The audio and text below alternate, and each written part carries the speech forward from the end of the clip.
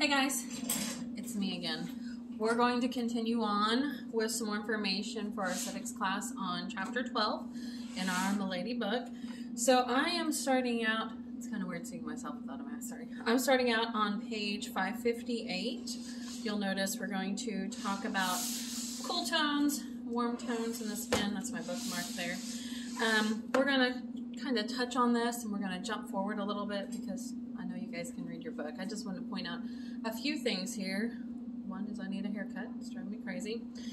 Okay, so on the did you know, it says, did you know the majority of the world's population has warm skin color and yellow undertones? So I know that I tend to be relatively warm, so I have to be a little bit careful with what I wear. If I get too much warmth, I look a little washed out.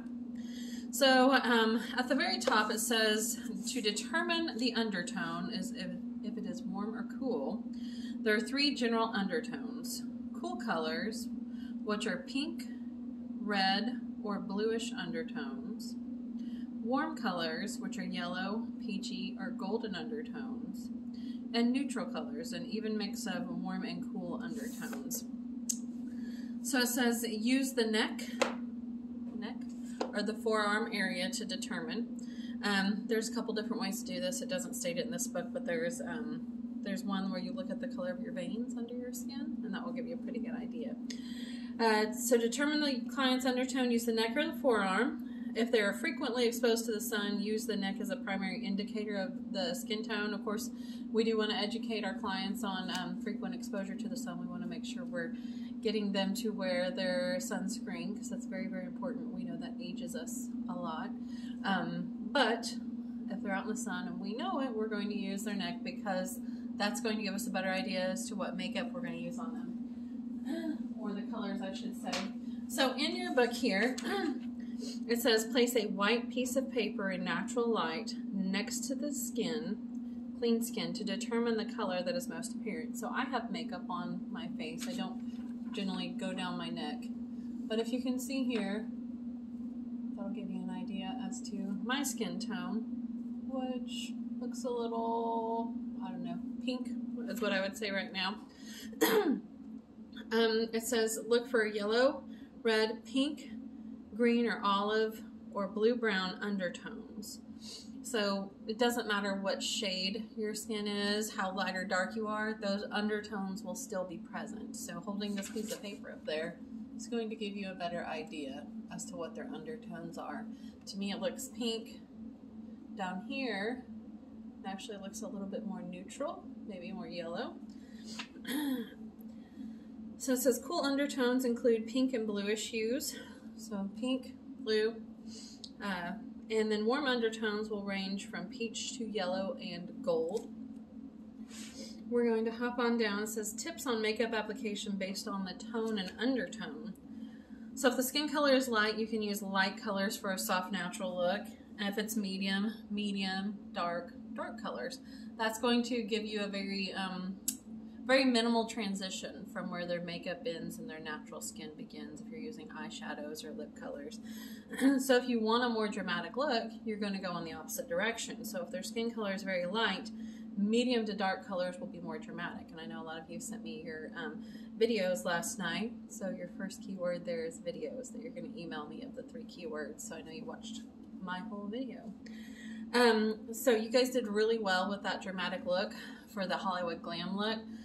So a lot of you sent me pictures of you with a more dramatic, darker makeup look. Now more neutral colors would be more what you would wear for like a bridal session or something. So that's actually going to be your homework tonight, is to send me a picture of you tomorrow in very soft, natural looking bridal makeup. Not too done up. I want it to look like this bride just rolled out of bed and looks this beautiful. Doesn't take very much to make her look as gorgeous as she is. So note that. That's one of your homework assignments tonight. Considerations for altering skin tone. So if the skin looks ruddy, which can sometimes happen with rosacea, it's windburned, maybe they're a little sunburned, or it's just a naturally red. It says to apply a yellow or green tinted foundation to the affected areas. So you don't necessarily need to put that all over the face, just the area where it appears ready. Now if their whole face appears that way, then yes, you would apply it everywhere. But if they have a little bit of rosacea on their cheeks or something, just in that area, yellow-based foundation will neutralize excess red. And a green-based foundation, opposite of red on the color wheel, we've been talking about the color wheel, will block out excess redness, but may impart a flat look to the skin overall. After you apply it, use a light layer of flesh tone foundation on top of the corrective color to give the skin a natural glow. So whatever you're going to use in the rest of the face, you'll put a light layer over the top after that. Now if their skin is sallow or has a yellowish blue tint, they need a little bit of sunlight maybe, apply a pink-based foundation, and blend carefully into the jawline or the neck and set with a translucent powder. Avoid using yellow-based colors for their eyes, cheeks, and lips because you're going to actually accentuate the sallowness in the skin. We're going to go ahead and move on to determining eye color. On page 560, it says each of these colors has many variations. So they're talking about in general eye color. So we know that not all green eyes are the same. And not all blue eyes are the same, not all brown or hazel. You're going to notice other flecks of color in people's eyes, and the more that you do eye makeup, the more you will see those flecks of color. It's sort of like with touching the skin. The more different types of skin you touch, the more you'll notice the subtle variations. It says when selecting eye colors, neutral tones are always your safest choice. So if you're not sure, go with something neutral. Let's see. They complement the skin, the eye color, and the hair color. Neutral colors range from taupe to brown and from gray to white or black. So taupes are generally very, very safe if you're doing someone's makeup and you're not quite sure, or maybe they don't wear a lot of makeup and they don't want a dramatic change. Just like we were talking about on the previous page, for if your skin is light, medium, or dark, maybe your client doesn't generally wear a lot of makeup. And maybe it's prom, it's a young girl, she doesn't dabble in makeup a whole lot.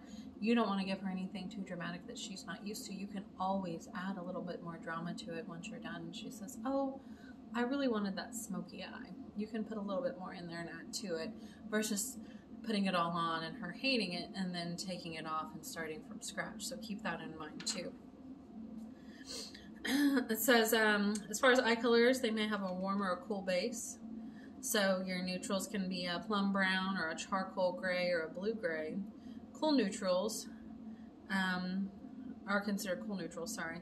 An orange brown is considered a warm neutral because it has that orange in there. So you're still neutral.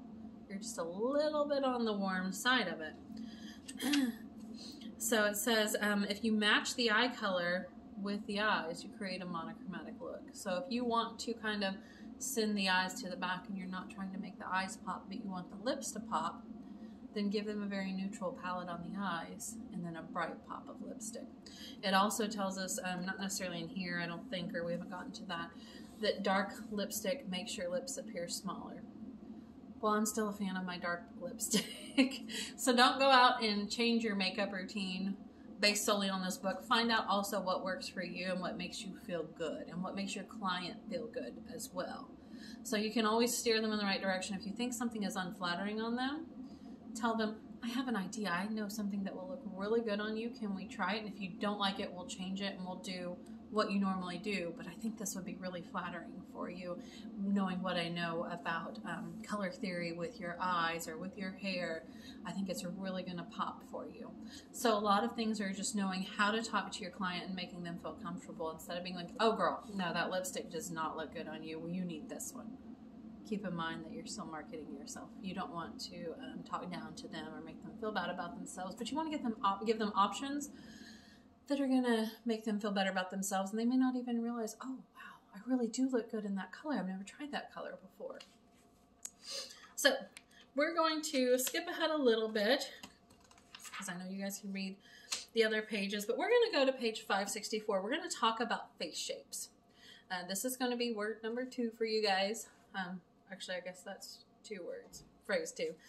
Face shapes. So when it comes to analyzing face shapes, there's going to be some things that your clients are going to be self-conscious about that you're going to want to kind of send to the back and bring other features forward. We'll get into some highlighting discussions too. That's probably what we'll talk about tomorrow, is going to be highlighting and contouring, sending things to the back and bringing other things forward. But face shapes are very important, so you know exactly what you want to do for that client.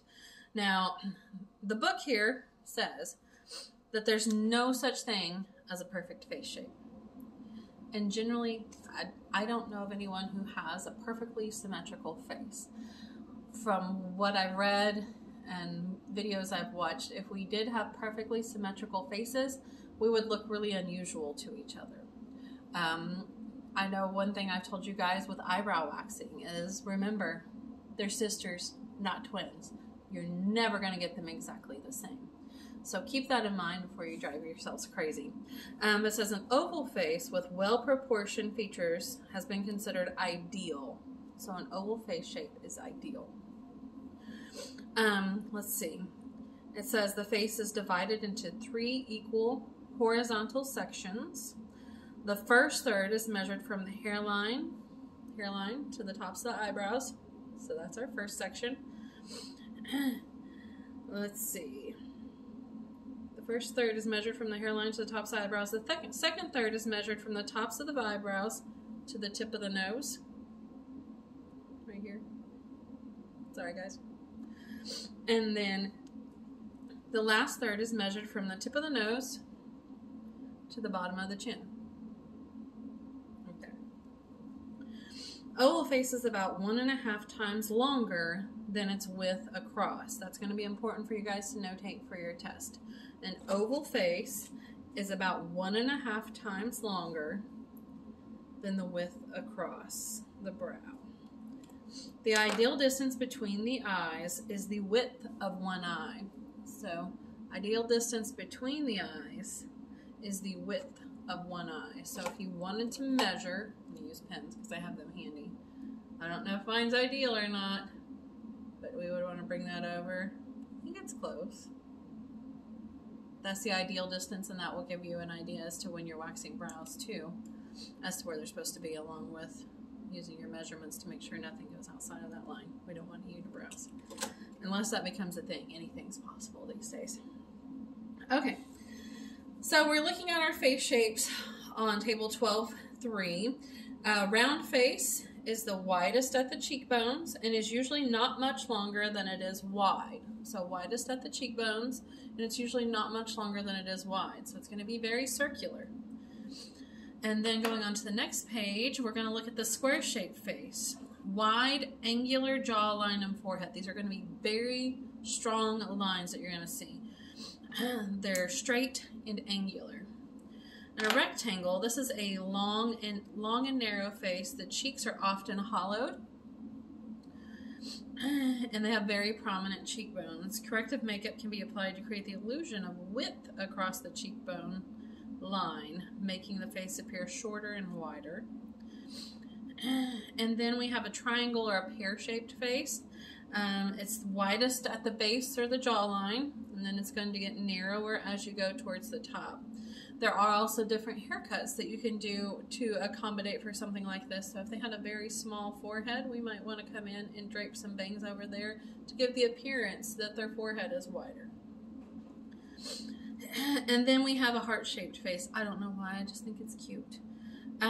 This is wide at the temple and forehead and tapers into a narrow jawline. And honestly, you guys, I don't know.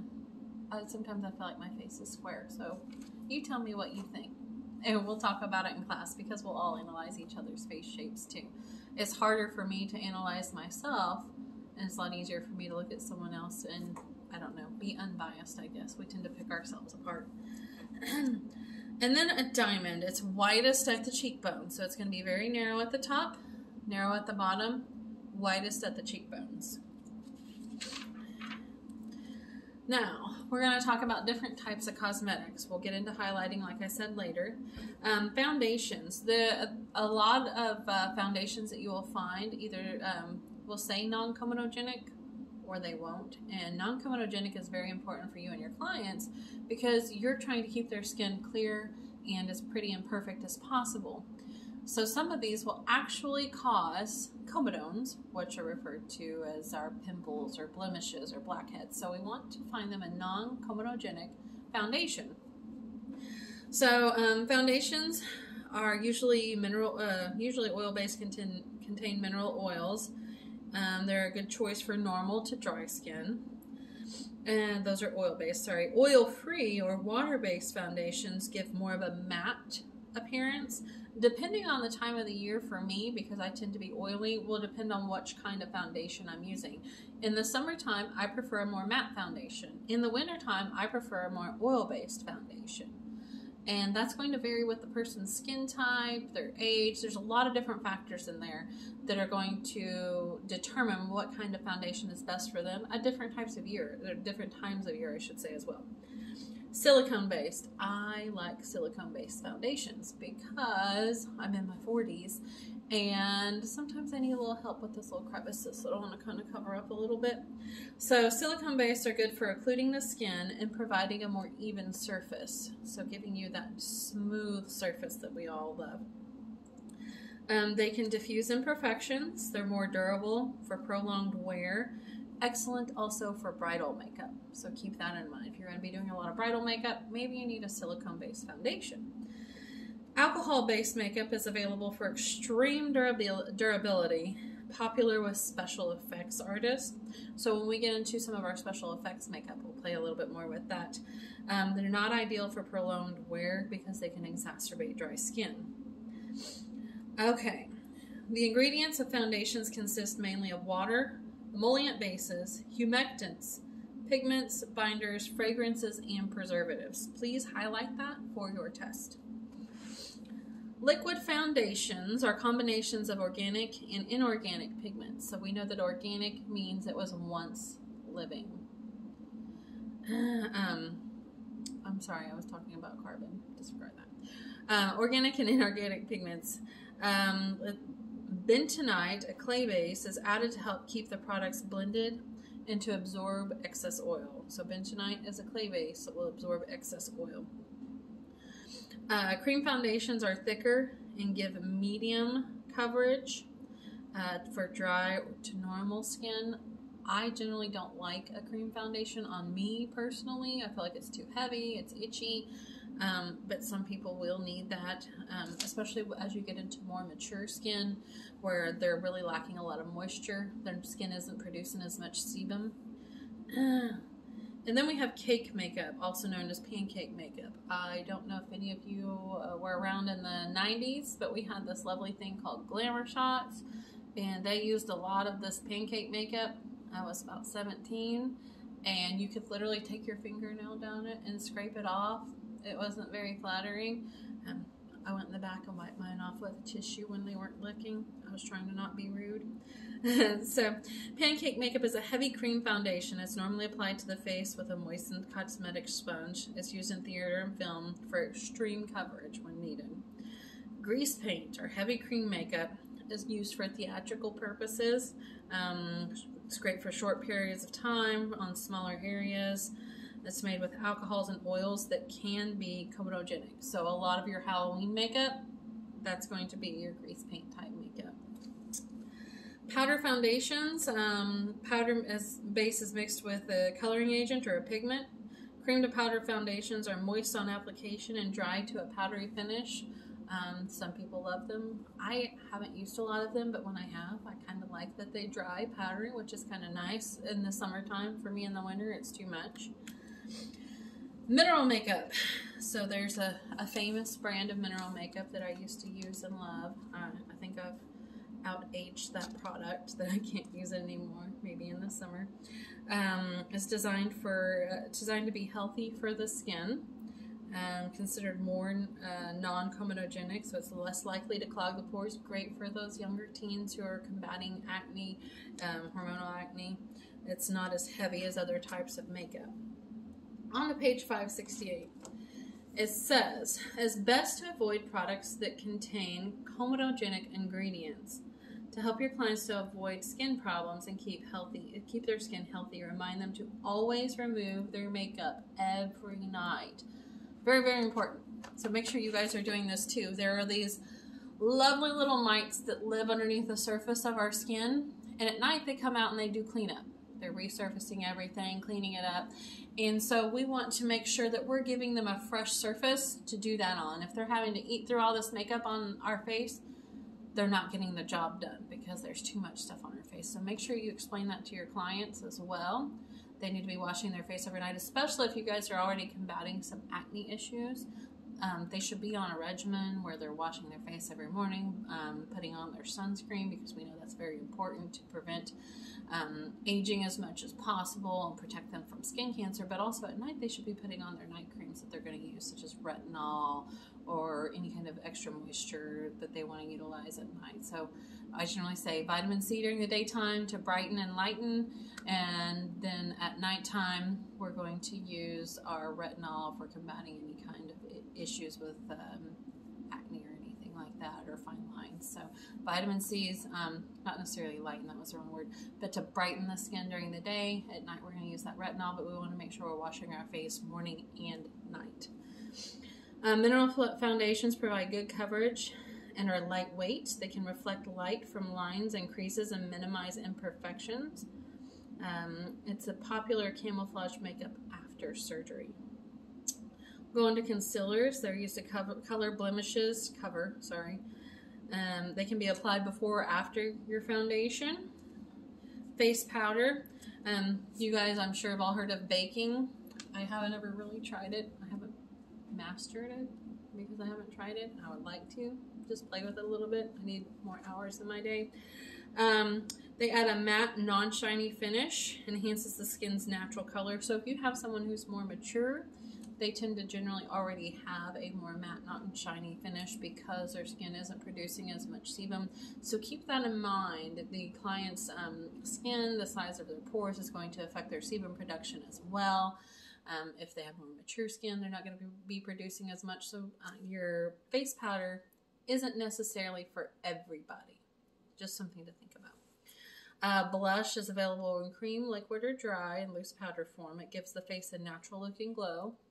We all know I'm still traumatized from my mother wearing a lot in the 80s, so I haven't worked my way back into blush yet. But if anyone wants to practice on me, you're more than welcome to. Highlighters. Highlighters are lighter than the client's skin color, and they accentuate or bring features out. So if you want to send them back, you're going to use your darker, more matte colors. If you want to bring them out, you're going to use lighter, something with more of an iridescent glow to it if you really want to emphasize it or highlight it.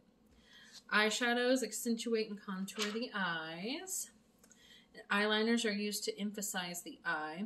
Of course, they come in all different types, but one thing I wanted to point out to you guys, and I actually went in a little bit too far with my eyeliner today, but I have small inset eyes. So with the eyeliner, you can also accentuate the shape of the eye. So generally for me, I do not go past the pupil of my eyelids with my eyeliner. We're not supposed to line the waterline. I'm guilty of that. We're supposed to line underneath, but keep that in mind when you're working on your clients as well. My eyes tend to water a lot, so I use a waterproof eyeliner and mascara. I haven't found my perfect match yet, but it tends to help using those versus not using them.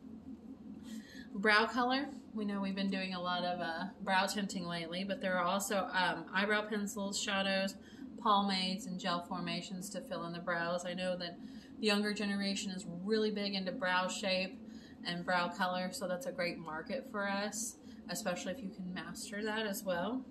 Mascara darkens, defines, and thickens the eyelashes. We've also been doing lash lift and tint, so that helps too. Makeup removers. Now, we generally will use our Dermalogica, let's see here. For our makeup remover, I love to use the Pre-Cleanse to remove eye makeup. It comes in your kits.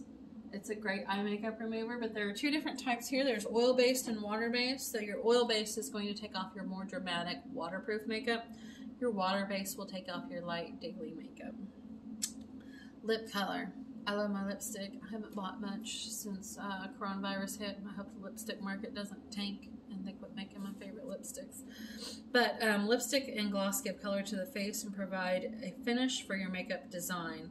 Lip color worn alone enhances the face like no other product can. I have to say I can agree with that, but I still need my eyeliner. Some lip colors contain sunscreen, very important.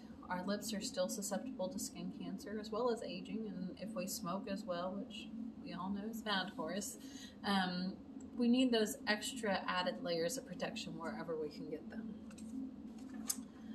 And lip liners. So if you have a client who maybe has some uneven lips, or they're really small and fine, you can actually accentuate and create a fuller looking or more balanced lip by using lip liner and then filling in with lipstick.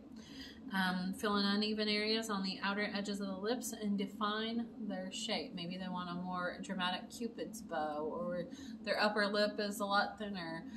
I haven't used lip liner in a long time, but if you have the time to use it, and you can really give that finishing touch right before you apply your lipstick on, I think it looks great. It says, did you know for persons undergoing chemotherapy who have alopecia, lipstick can add color to the face and help detract from thinning eyebrows and lashes. So you're sending the other things to the back because you're bringing the lips forward. So that's something that you can do to comfort your client and make them feel a little bit more glamorous and beautiful. So guys, your last word is going to be lipstick. So make sure you email me all 3 of your words, and then I want to see that bridal makeup look. Email me that back, just very soft, subtle, and natural. And then your other assignment for today's hours credits are going to be to look up celebrity face shapes. So if you go back to page, bear with me here, page 564, for every face shape on table 12.3, find a celebrity with that face shape and send me their picture and notate what face shape they have. Also tell me if you are warm, cool, or neutral on your skin tone. So those are your assignments. Email them to me, and we'll probably be back online tomorrow because it doesn't look like the weather's letting up. Bye guys, see you later.